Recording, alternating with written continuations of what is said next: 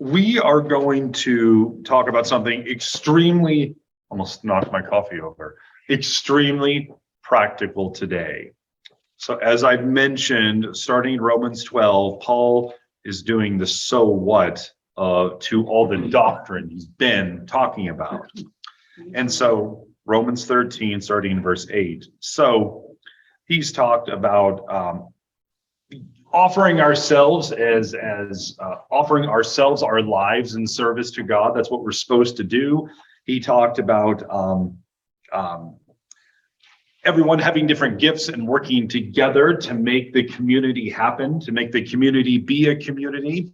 He talked about how at the end of chapter 12, that these list of things that should result from us being Christians. Love must be sincere, be devoted to one another in love. And he goes on and on. And part of living as a Christian is to know what to do about your relationship to the government. So he talked about that last time in some really harsh, hard sayings for us to take in Romans chapter 13, verses 1 through 7, especially in our society today where whether you're on the right or the left, you're conditioned by whoever you listen to hate the other side and think that they're evil or up to no good or trying to destroy the country. We're conditioned to think in these extremes, no matter which side you're on. And so we're tempted to let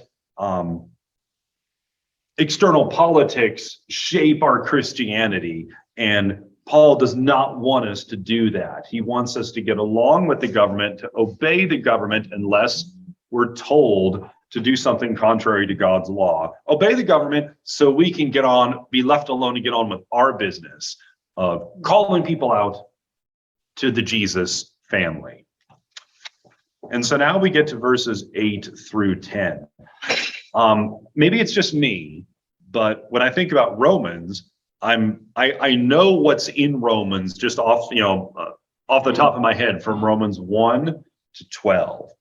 But I don't know, I don't have like immediate recall of verses or content for Romans 13 to 16. And I don't know why. Maybe that's just a weird thing with me.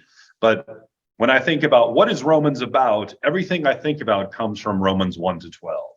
There's nothing I think about that comes from 13 to 16. So if you ask me, what's in Romans 14? I'd be like, I don't know. I have to look. I mean, I just can't remember off the top of my head. So that could just be me, but I've always wondered why that is. The later chapters just don't seem to be as well known, but there's great stuff here. So look at Romans chapter 13, verses 8 to 10. This is what Paul says, talking about what's a Christian life supposed to look like in light of all the doctrine. He says, let no debt remain outstanding, except the continuing debt to love one another. Why? For whoever loves others has fulfilled the law. The commandments, you shall not commit adultery, don't murder, don't steal, don't covet, and whatever other commandments there may be are summed up in this one command: love your neighbor as yourself. Quoting from Leviticus. Love does no harm to a neighbor. Therefore, love is the fulfillment of the law. What do you guys think about that? Who's my neighbor? That's exactly what everyone wants to think. Who is my neighbor, right? Because we immediately want to start saying, wait a minute now, let's draw some squares. Let's draw a square around this, because this could have some big implications unless we try and tighten it up and restrict ourselves here. That's what the parable of Good Samaritan's about. It's like, well, who's my neighbor then? But just think about what this means. He says the same thing that Jesus said. When the lawyer asked Jesus what the greatest commandment was, he said, all of the laws fulfilled with these two commands: love God with everything and love your neighbor as yourself. If you do those things, everything else sort of flows from it, right? It's like if you get those two things right, everything else in the law is downstream of that. And Paul says the same thing. He just picks one of them. If you love your neighbor, as yourself, you've fulfilled the law. Love is the fulfillment of the law. So Jesus was the fulfillment of the law. Mm-hmm. If we believe in him, he took care of it. Jesus did, but we're supposed to imitate Jesus, though, right? If we've been given new hearts, we're supposed to love one another inside the family. And that's supposed to work itself out in a concrete sort of way. And it's amazing to me when you look at the New Testament, how John picks that. So that must have been a powerful thing when Jesus said that, because it was burned into John's memory. Because in First John 3 and 4, he talks about that all the time, right? If you don't love your brother and sister, then you're not even a believer. You can't be. So it made an impression on John, made an impression on Paul, because he repeats the same thing here. It made an impression on everyone who heard it. What's really interesting is the Pharisees and all the other folks, when they think of fulfilling the law, they think of, what are the things I have to do? Like the rich young ruler who came, what must I do to be saved? He's like, well, I've done everything. The checklist is complete. But his heart was not with God. His heart was with his possessions. And Jesus zeroed right in on that. So these people want to think that fulfilling the law is getting a list of things and making sure you do them. But what Jesus says is fulfilling the law is, most importantly, loving God with everything, loving your neighbor as much as you love yourself. And then if those things, if your heart is right, then all the other stuff happens, right? You won't work on the Sabbath because you love God and you want to do what he says. You won't defraud your neighbor because you love your brother or sister in the faith, and you want to do what God says, right? It's all going to come. If those two things are in place, everything else will just sort of more naturally happen. And that's what the law is about. And Paul says the same thing here. Now they use the Samaritan because what part of Samaria is Israel? They break off from Israel, or I don't understand why the Jews hated the Samaritans so much. Mm-hmm. Well, the Jews and the Samaria came into being after, so the northern kingdom was destroyed by the Assyrians. They took them all away, and the northern kingdom never came back. When the people came back from exile, they came back to mostly the southern kingdom, Jerusalem. They rebuilt the walls and everything. And there were people who'd been living in, the northern area, Samaria and Galilee and all of that. But these were people who the Assyrians had brought in to repopulate the place after they conquered it. And there were some Jews that were still living there, but everything just got mixed together. And so you ended up, hundreds of years later down the road, you ended up with some hybrid Jewish faith that was Jewish plus paganism, and it wasn't the same thing at all, but there were traces of what used to be. They had their own temple that they made in Samaria.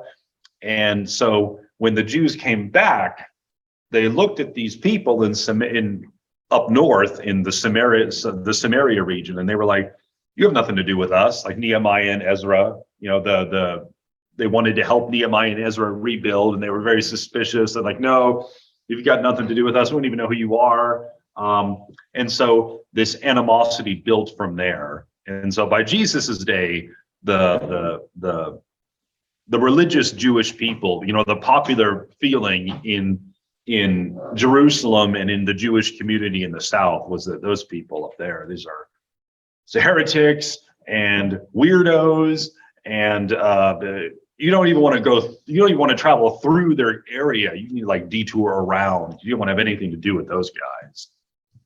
So the point of Jesus using the Good Samaritan was speaking the low life of the earth to to shame the Jewish people. Yeah. Yeah. Saying, you guys, the Levite passed the guy on the road and didn't care, and the other people did. But this guy who you all think is scum, he's the one who had the heart and decency to stop and to take care of the guy who's dying on the side of the road. And so that's why Jesus chose to make this character a Samaritan, because it would shock the listeners, him, sort of thing.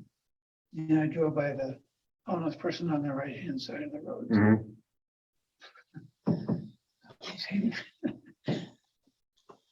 Yeah, I think so. Here in Olympia, like everyone wants to talk about, or a logical question is, what do we do about? Okay, so what are we supposed to do if we're supposed to love our neighbor? Who's our neighbor? That's not a cop-out. That is a good question. But so what are we supposed to do? We see the guy on the off-ramp asking for money. We see on the guy in the off-ramp that has a sign that says, I need money for weed. And I've seen that before. We see the people sleeping in tents and all sorts of horribleness. So what are we supposed to do? How do we show love in a wise way? Maybe this isn't the best answer, but I think the best way to show love to people in those situations is to funnel our effort and funds through an agency that's good at helping those people, because I don't know what to do, right? I'm not the person to help the homeless guy on the side of the road. I have no idea what they need. I can give them money, but what do they really need? The Union Gospel Mission does know. We should give them money and give them supplies so they can do their job, because they know what they're doing. That's always been my best idea. It might not be the best one ever, but that's my opinion of what we should do to make that real. We were told by the people downtown, because we took the lady from here downtown to drop her off, thinking we did our good deed. She came right back. Okay. So we took her to another place that they suggested, but the guy says, these people are experts in knowing how to read you and how to take advantage of you. So don't believe anything they say. And You did this today? No, this was a couple months ago. Okay. Lady was coming around here. And, all right. Just hanging around, and we we're just saying, well, she was young, and she said, what she said made sense. When we took her downtown, there was horrible. I mean, people screaming at the top of their lungs and yelling out. And we just dropped her off and helped. But the guy came out of the agency and he said, yeah, we know she is. We talked with her, and they were kind of harsh with her, thinking that they'd already had run-ins with her, so they knew this is how they treat her. Yeah. We didn't know that. And so because he had experience with her, he knew how, like you said, knew what to do and how to treat them, versus me being taken advantage of and shelling out money for drugs. Yeah. So there's that. They're really good at getting things and talking people into things. Yeah. So don't even make eye contact. I mean, it sounds harsh, but if you do, they're on you like a. Yeah, that's the problem. So I think we need to be, so if you want to talk about, okay, so what do we do about this? What he says in verses 8 to 10, my best guess would be that we should funnel our efforts and money toward organizations who know how to deal with people with these issues, because otherwise we'll get taken advantage of. We should be wise about the way we do things. We shouldn't use the fact that there are people who take advantage of it as an excuse to do nothing. They're all a bunch of freeloaders. I don't think that's a Christian attitude, but we should support missions like the Olympia Union Gospel Mission and other City Gates and other folks who do the hard work like that, who actually know what they're doing. Everyone's has specialties. I mean, if you want to investigate insurance fraud, come to me. In this state, I run the program for the whole state. I'll take care of it. You don't know what you're doing, but I do. So come to me. If I need to know how to do other things, there's other people. People have their things they're good at. Those guys are good at that. So we should support them so they have the resources and funds to do that better and more. That's my 2 cents. But I guess one thing I'll mention about verses 8 to 10, and if anyone else says anything, we can pause for that too, is when Jesus saves us, he's not just interested in saving our soul and then putting us on pause until the end comes, right? He wants, if we're saved, we're supposed to be doing things. We're supposed to, and we're not supposed to just be living good lives so we can be good people. Jesus wants our community. He's forming a community, and the community is supposed to be like a countercultural group of people who love Jesus, who've been saved by Jesus, who show Jesus and his message to the rest of the world, to the community, so other people can join Jesus's family too. We're forming a countercultural society of people who love Jesus, and that should flow outward in a million different small ways, depending on who we have and the people and resources we have, to our community. So more people will come in. Christianity is not about just saving your soul only, so you can do all good moral things and just wait for the rapture. You saving us so we can do things like those missions on the wall say. That's why it's important that we love each other. That if we love God, there's fruit. We love each other, we love God. So our whole mind, our whole heart, our whole attitude, our whole life is changed because our whole lens is different. And if that's going to happen, we need to love God, we need to love each other, and that needs to work itself out in a real way, or else it's just fake and it's just talk. So that's my takeaway from Romans 13, verses 8 through 10. Any of you guys have anything you wanted to mention or that struck you from the three verses, and then we'll finish the chapter? Well, there's a doctrine of owing nothing to anybody. Got that many years ago from a seminar, because when you read it in context, except to love one another, but they stopped at, oh, nothing to anybody, meaning in any way. Don't, if you borrow something, you don't give it back or pay it back, or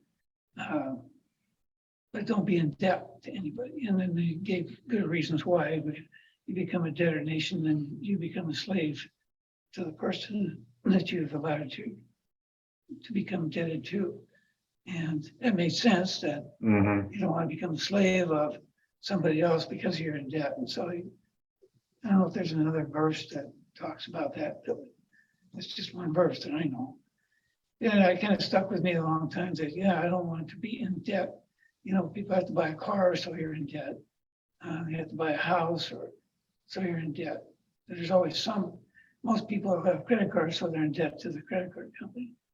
And I guess as a believer, try to live within your means, whether you're poor or rich, just live within the means so that you don't become a slave of an unbeliever to banks. I don't know if that's a thing or not. It's not. Well, first, I guess this is like a Bible interpretation thing. I've heard that too, that I've heard preachers talk about how the Bible says you shouldn't ever be in debt. So you have people who be like, I never bought a car until I could pay in cash. I never bought a house until I could pay in cash. And so I've heard that before. The word doesn't have to mean money. When he says, let no debt remain outstanding, he's talking about when he says, basically saying don't owe anyone anything, he's not necessarily talking about money. It's a broader term of don't be in someone's debt about an obligation or a favor or Promise you can't keep. Promise you can't keep. He's talking in a broader thing than just, you can't get a home, you can't get a 30-year fixed loan. It could include that. But so what you should do when you come across something like this is you should zoom out and say, is Paul talking about, is the general thrust of verses 8 to 10 how you shouldn't get a car loan? No. So if you want to talk about how it's wise and prudent to not go into debt, then that's fine, but that's not what this passage is about. It contains the word debt, But in the context, he doesn't seem to be talking about how it's a sin to get a home loan, to buy a house, although it might be a bad idea in this economy. But anyway, so I don't think that's what he's talking about here, but I think you could, there's other passages to go to talk about money. And it's worth talking about. That's my 2 cents, but that's my off the cuff answer. Maybe I'm wrong. Just do that out there because it was there. Yeah. I'll just before I go on, I guess I can off the cuff look and see if another translation makes it a little, maybe gets the broader thing across.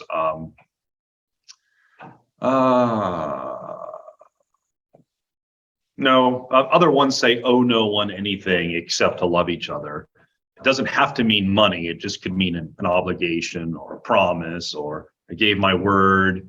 And the only thing we should, the only thing we must consider ourselves obligated to do is to love each other. That's like the rock bottom foundational thing. We need to always consider it our obligation to love each other. And I think that's the bigger point that he's getting at there. Anyone else have anything? Peter? No? Gone radio silent? Okay. Verses 11 to 14. This is all practical stuff. Like there's no more theory. It's all do this, do this, do this, do this. So verses 11 to 14, and do this, understanding the present time. The hour has already come for you to wake up from your slumber, because our salvation is nearer now than when we first believed. How can our salvation be nearer now? I thought we were already saved if we're Christians. What's he talking about? Time goes by awful fast. When I think about it, Yeah. you think when you're younger, well, man, that's way out here. But when you get there, you look back and say, boy, that just happened. And I've only got a few more years. So time in our lives, and there's all the illustrations about the grass that grows up and then withers, you know, it doesn't hang around for forever. We're just temporary. So in that regard, yeah, time is now, because we don't know if we have another day or not. So that would be another thing to keep in mind.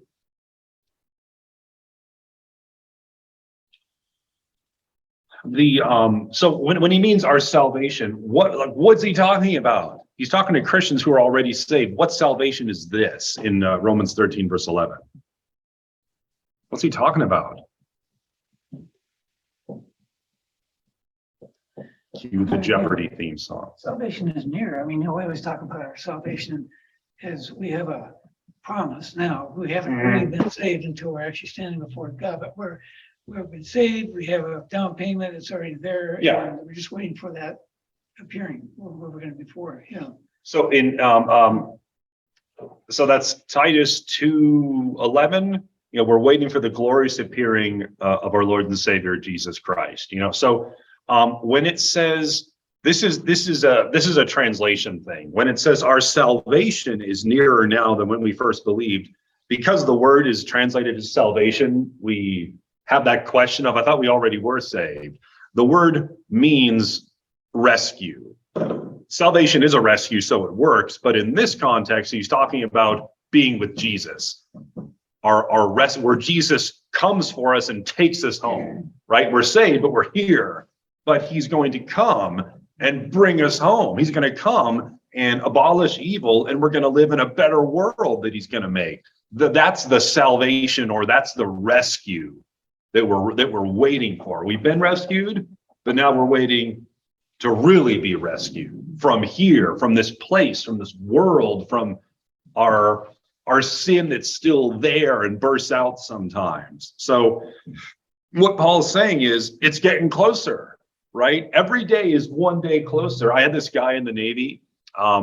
He had this weird greeting where you'd see him in the morning and you'd say, "How's it going?" And he'd say, "One day closer." And the first day you met him, he always said that. He said that. So I asked him, "One day closer to what?" He said, "To death." And then so every day when I saw him, he'd just say, one day closer.